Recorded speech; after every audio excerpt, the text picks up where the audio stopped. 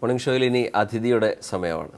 രജിത്ത്, ഈ അതിഥി അത്ര ചില്ലറക്കാരനൊന്നുമല്ല. മലയാളത്തിലെ തന്റെ ആദ്യ സിനിമയിലൂടെ തന്നെ സംസ്ഥാന ചലച്ചിത്ര അവാർഡൊക്കെ നേടിയെടുത്ത ഒരു വ്യക്തിയാണ്. 2014 സംസ്ഥാന ചലച്ചിത്ര അവാർഡ് പ്രഖ്യാപിക്കുമ്പോൾ മികച്ച നടനുള്ള അവാർഡ് നിവിൻ പോളിക്കൊപ്പം പങ്കുവച്ച ആളാണ്. അന്ന് മലയാളികൾ, ഭൂരിഭാഗം വരുന്ന മലയാളികളും ഈ കക്ഷി ആരാണ്, ഇതാണ് ഈ ഒരു പുതിയ പേരുകാരൻ ആരാണെന്ന് ഇങ്ങനെ ഭയങ്കരമായിട്ട് നമ്മൾ ഗൂഗിളിലൊക്കെ സെർച്ച് ചെയ്തതാണ്. പുള്ളി ഇപ്പോൾ എസ്രയിൽ അഭിനയിച്ചിട്ടുണ്ട്. നമുക്ക് സ്വാഗതം ചെയ്യാം സുദേവ് നായരെ മാതൃഭൂമി മോർണിംഗ് ഷോയിലേക്ക്.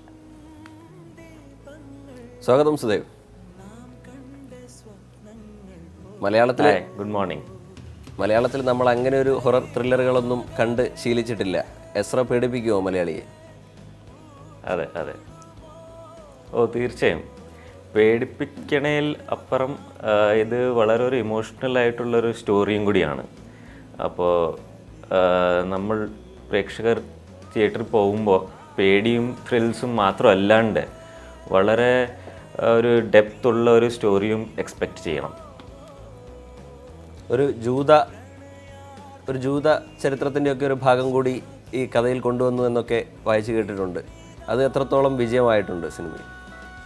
വ്യത്യസ്തമായൊരു സംഭവമാണല്ലോ. അതെ, അത് വളരെ തീർച്ചയായും അത് വളരെ സുജിത് വാസുദേവയുടെ സിനിമാറ്റോഗ്രഫിയും പിന്നെ ഡയറക്ടർ ജയകൃഷ്ണൻ വളരെയധികം ടെക്നിക്കലും ടാലൻറ്റഡ് ആയിട്ടുള്ള ഡയറക്ടറാണ്. അപ്പോൾ അതിൻ്റെ ആ പോർഷൻസ്, ജൂയിഷ് നമ്മുടെ ഹിസ്റ്ററിയുടെ പോർഷൻസ് വന്നിരിക്കണം, വളരെയധികം ഭംഗിയായിട്ടുണ്ട്. ഇത് പ്രേക്ഷകർക്ക് തീർച്ചയായും ഒരു പുതിയ എക്സ്പീരിയൻസ് ആയിരിക്കും. സുദേവ്, മലയാളത്തിലെ ആദ്യത്തെ ചിത്രം മൈ ലൈഫ് പാർട്ട്ണർ, അത് കഴിഞ്ഞിട്ട് അനാർക്കലിയിൽ കണ്ടു, അതിനുശേഷം ക്യാമ്പസ് ഡയറീസ്, അതിനുശേഷം ഒരു ഇടവേളയ്ക്ക് ശേഷം ഇസ്രയേലിലേക്ക് വീണ്ടും സുദേവ് നമ്മൾ മലയാളി പ്രേക്ഷകരുടെ മുന്നിലേക്ക് എത്തിയായിരുന്നു. എങ്ങനെയായിരുന്നു ഈ ഇസ്രയേലിലേക്കുള്ള ഒരു എൻട്രി? എങ്ങനെയാണ് ഒരു ഇസ്രയേലിലേക്ക് ഒരു കഥാപാത്രം ചെയ്യാൻ എങ്ങനെയാണ് സുദേവ് എത്തിപ്പെട്ടത്? എസ്രയുടെ ടീം എന്നെ കോണ്ടാക്ട് ചെയ്തതാണ്. ഇങ്ങനെ ഒരു ഇമ്പോർട്ടൻ്റ് ആയിട്ടുള്ള ഒരു കഥാപാത്രമുണ്ട്, പൃഥ്വിരാജിൻ്റെ ആണ് പടം എന്നൊക്കെ പറഞ്ഞപ്പോഴേക്കും ഞാൻ ഓൾറെഡി എക്സൈറ്റഡ് ആയി. പൃഥ്വിരാജിൻ്റെ കൂടെ ഓൾറെഡി വർക്ക് ചെയ്ത് വളരെ നല്ല എക്സ്പീരിയൻസ് ആയിരുന്നു.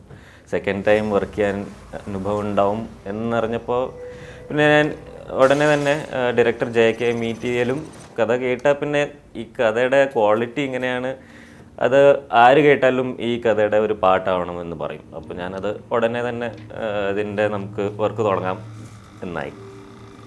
വലിയ ബജറ്റുകളിലേക്കൊന്നും പോയിട്ടില്ല എന്നാണ് തോന്നുന്നത്. അപ്പോൾ മലയാളത്തിലൊരു ഹൊറർ ചിത്രം അതിനെ അതേ ഒരു ഫീലിൽ ആ ഒരു രീതിയിൽ അവതരിപ്പിക്കണമെങ്കിൽ ഒരു വലിയ സാമ്പത്തിക സാധനം കൂടി ആവശ്യമുണ്ട്. പക്ഷേ എസ്ര അങ്ങനെ അതിലേക്കൊന്നും കടന്നിട്ടുമില്ല. അപ്പോൾ എത്രത്തോളം വെല്ലുവിളിയുണ്ട് ഈ എസ്രയ്ക്ക് ആളുകളെ പേടിപ്പിക്കുക അല്ലെങ്കിൽ ത്രില്ലടിപ്പിക്കുക, നല്ലൊരു കഥാമുഹൂർത്തങ്ങൾ സമ്മാനിക്കുക എന്നുള്ള കാര്യങ്ങളിലൊക്കെ? അതെ, വലിയ സാമ്പത്തിക ആവശ്യങ്ങളുണ്ടോയെന്നറിയില്ല. പക്ഷേ ഈ സ്ക്രിപ്റ്റ് ഡിമാൻഡ് ചെയ്തത്തോളം E4 എൻ്റർടൈൻമെൻറ്റ് പ്രൊഡ്യൂസേഴ്സ് വളരെയധികം സപ്പോർട്ടീവ് ആയിരുന്നു. അപ്പോൾ ഞാൻ പറഞ്ഞ പോലെ കംപ്ലീറ്റ് ടീം വളരെ ടെക്നിക്കലാണ്. അപ്പം ഇതിൻ്റെ സൗണ്ട് ഡിസൈനും ബാക്ക്ഗ്രൗണ്ട് സ്കോറിങ്ങും വളരെ പ്രിസൈസ് ആയിട്ട് വളരെ എക്സ്പേർട്ട് ടെക്നീഷ്യൻസ് ഡിസൈൻ ചെയ്ത് ഇതിൻ്റെ ഫൈനൽ പ്രോഡക്റ്റ് വരുമ്പോഴേക്കും ഒരു ഹോളിവുഡ് ഹൊറർ പടത്തിൻ്റെ ലെവലിലായിരിക്കും. സുദേവ്, നമുക്കിനി സുദേവിൻ്റെ കുറച്ച് ചരിത്രം കൂടി അന്വേഷിച്ച് നോക്കാം. നാഗ്പൂർ NITയിൽ എഞ്ചിനീയറിംഗ് കംപ്ലീറ്റ് ചെയ്ത ഒരാൾ സുദേവ്, അവിടുന്ന് നേരെ പോയത് പൂനെ ഫിലിം ഇൻസ്റ്റിറ്റ്യൂട്ടിലേക്ക്. പിന്നെ സിനിമയിലേക്കുള്ള വരവെന്ന് പറഞ്ഞാൽ ബോളിവുഡിലൂടെയാണ്. അതും വലിയൊരു ബാനറിൽ ജൂഹി ചാവ്ല, മാധുരി ദീക്ഷിത് എന്നിവർ ഒക്കെ ചേർന്ന് അഭിനയിച്ച ഗുലാബ് ഗാങ്ങിലൂടെ. എങ്ങനെയാണ് ഒരു എഞ്ചിനീയറിൽ നിന്നും ഒരു അഭിനേതാവ് ബോളിവുഡ് വഴി കേരളത്തിലേക്ക്, എങ്ങനെയായിരുന്നു ആ ഒരു വഴി? ഞാൻ എൻജിനീയറിങ് പഠിച്ചുകൊണ്ടിരിക്കുന്ന സമയത്താണ് ഹോസ്റ്റൽ ലൈഫിൽ ഇൻഡിപെൻഡൻ്റ് ആവുമ്പോഴാണ് നമ്മൾ ഇൻഡിപെൻഡൻ്റ് ആയിട്ട് തോട്ട് പ്രോസസ്സ് തുടങ്ങുന്നത്. അപ്പോൾ അങ്ങനെയാണ് ഞാൻ ഇങ്ങനെ ഒരു ആക്ടിങ് ബഗ് ഉണ്ട് ഉള്ളിൽ എന്ന് ഞാൻ മനസ്സിലാക്കിയത്. അപ്പോൾ അത് എക്സ്പ്ലോർ ചെയ്ത് എൻജിനീയറിങ് കോളേജിൽ കൾച്ചറൽ ആക്ടിവിറ്റീസിൽ പാർട്ടിസിപ്പേറ്റ് ചെയ്ത് സക്സസ്ഫുള്ളായി. അങ്ങനെയാണ് മനസ്സിലായത് ഇങ്ങനെ ഇതിൽ ഒരു സംഭാവന, ഒരു പോസിബിലിറ്റി ഉണ്ടെന്ന്. പക്ഷേ അതിന് ട്രെയിനിങ് ആവശ്യമാണ്. അങ്ങനെ നമുക്ക് വെറുതെ ആലോചിച്ച് സിനിമയിൽ പോകണം എന്നൊക്കെ പറഞ്ഞാൽ അത് ശരിയല്ല. അതുകൊണ്ട് ഞാൻ ട്രെയിനിങ് എവിടെ നിന്നാണ് ബെസ്റ്റ് കിട്ടുക എന്ന് നോക്കിയപ്പോൾ പൂനെ ഫിലിം ഇൻസ്റ്റിറ്റ്യൂട്ടാണ്. അപ്പോൾ അവിടെ എത്താനുള്ള വഴികൾ എന്തൊക്കെയാണ്, അതിനുള്ള എന്താണ് പ്രിപ്പറേഷൻ, അതൊക്കെ ചെയ്ത് അവിടെ അഡ്മിഷൻ കിട്ടി.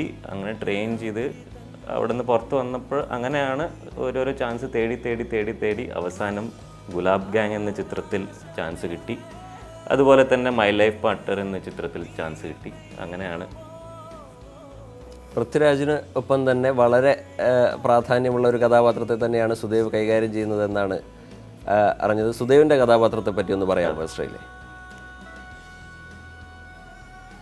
അതെ, എൻ്റെ വളരെ ഇമ്പോർട്ടൻ്റ് ആയിട്ടുള്ളൊരു കഥാപാത്രം തന്നെയാണ്. കഥാപാത്രം ഏതാണ് എന്നിപ്പോൾ എനിക്ക് റിവീൽ ചെയ്യാൻ പറ്റില്ല. എന്തെന്ന് വെച്ചാൽ അത് പ്ലോട്ടിനെ വളരെയധികം ബാധിക്കുന്ന ഒരു ക്യാരക്ടറാണ്. പക്ഷേ പറഞ്ഞ പോലെ പൃഥ്വിരാജിൻ്റെ കൂടെ എൻ്റെ സെക്കൻഡ് എക്സ്പീരിയൻസ് ആണ്. പൃഥ്വിരാജ് ഒരു വളരെ ടാലൻറ്റഡും ഇൻ്റലിജൻ്റ് ആയിട്ടുള്ള ആക്ടർ ആണെങ്കിലും അതിനേലും അപ്പുറം ഒരു റോൾ മോഡൽ ഫിഗറും കൂടിയാണ്. അപ്പോൾ എപ്പോഴും പൃഥ്വിരാജിനെ പോലുള്ള ഒരു ആക്ടറുടെ കൂടെ വർക്ക് ചെയ്യാന്ന് വെച്ചാൽ ഒരു വലിയ ലേണിംഗ് എക്സ്പീരിയൻസ്. സുദേവ് ഇപ്പോഴും മുംബൈയിൽ തന്നെയാണല്ലോ അല്ലേ സെറ്റിൽഡ് ആയിട്ടുള്ളത്? അതെ അതെ അതെ. അപ്പോ താനെയിൽ ജനിച്ച് മുംബൈയിൽ ഞാൻ പറഞ്ഞോളൂ. അതെ, മുംബൈയിൽ ഇപ്പോൾ ഞാൻ വർക്ക് ചെയ്തുകൊണ്ടിരിക്കുന്ന വെബ് സീരീസ് സ്പേസിലാണ്. വെബ് കോണ്ടന്റ് എക്സ്പാൻഡ് ആയതോടുകൂടെ ക്രിയേറ്റേഴ്സിന് വേണ്ടിയുള്ള വളരെ നല്ലൊരു സ്പേസ് ബോംബെയിലുണ്ട് ഇപ്പോൾ. സെൻസർഷിപ്പും പിന്നെ വളരെയധികം ഓഡിയൻസ് പാരാമീറ്റേഴ്സായിട്ട് ബൈൻഡ് ചെയ്യാണ്ടുള്ള ക്രിയേറ്റേഴ്സിനുള്ള ഒരു ഫ്രീഡം ഇപ്പോൾ അവിടെയുണ്ട്. അപ്പോൾ ലാസ്റ്റ് ഇയർ ഞാനൊരു വെബ് സീരീസ് ഉണ്ടാക്കി, നോട്ട് ഫിറ്റ് എന്ന് പറഞ്ഞാൽ. അപ്പോൾ അതിൻ്റെ സീസൺ 2 വർക്ക് ഇപ്പോൾ നടന്നുകൊണ്ടിരിക്കുന്നു. അതുപോലെ വേറൊരു പുതിയ സീരീസ് ഞാൻ ഡെവലപ്പ് ചെയ്തുകൊണ്ടിരിക്കുന്നു. അപ്പോൾ അങ്ങനത്തെ നല്ല എക്സൈറ്റിംഗ് വർക്കും ഞാൻ ചെയ്തുകൊണ്ടിരിക്കുന്നുണ്ട്. അപ്പോൾ താനെയിൽ ജനിച്ച് പൂനെയിൽ പഠിച്ച് മുംബൈയിൽ സ്ഥിരതാമസമാക്കിയ സുദേവ് നായരെ മലയാളിക്ക് എപ്പോൾ കേരളത്തിലേക്ക് പ്രതീക്ഷിക്കാം? കേരളത്തിൽ എനിക്ക് തോന്നുന്നു സുദേവിൻ്റെ 1-2 ഇൻ്റർവ്യൂ കണ്ടത് വെച്ചിട്ട് മലയാളത്തിൽ അഭിനയിക്കുക എന്നുള്ളതാണ് സുദേവിൻ്റെ ഏറ്റവും പ്രൈമറി ലക്ഷ്യം എന്ന് കേട്ടിട്ടുണ്ട്. അങ്ങനെയാണെങ്കിൽ എന്ന് കേരളത്തിലേക്ക് പ്രതീക്ഷിക്കാം? ഒരിക്കൽ ഇവിടെ എനിക്കൊരു ഫുട് ഹോൾഡ് കിട്ടിയാൽ ഞാൻ ഉദ്ദേശിക്കുന്ന പോലെ പ്രോജക്ട്സിൻ്റെ വർക്ക് ഫ്ലോ നന്നായിട്ട് വരാൻ തുടങ്ങിയാൽ തീർച്ചയായും എനിക്ക് ഏറ്റവും കൂടുതൽ ഇഷ്ടം മലയാള ഫിലിം ഇൻഡസ്ട്രിയിൽ വർക്ക് ചെയ്യാനാണ്.